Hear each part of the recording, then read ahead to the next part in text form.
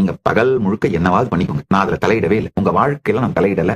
உங்கள்கிட்ட இருந்து எதையும் நான் டிமாண்ட் பண்ணல. உன்னுடைய 1/2 மணி நேரத்தை கொடு, இல்ல 1 மணி நேரத்தை கொடு, நீ மூக்கப்புடி காத திருவு தலைகழ நெல்லு, எத்தையும் நான் டிமாண்ட் பண்ணலங்க.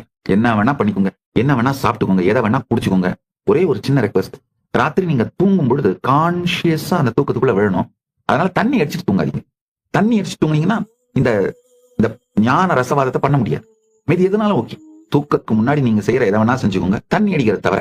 ஒரு சில நாள் இதை செஞ்சீங்கன்னா உங்களுக்கு தூக்க மாத்திரை தேவைப்படாது.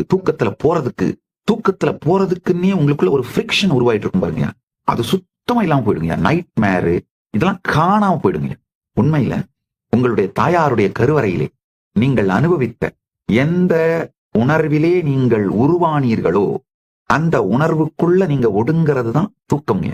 நீங்க பாப்பீங்க, காலையில எந்திரிச்சு உங்களுடைய உள் பேச்சும் உணர்ச்சி அடித்தளமும் நினைத்து பார்க்க முடியாத அளவிலே மாறி போய்விடும்.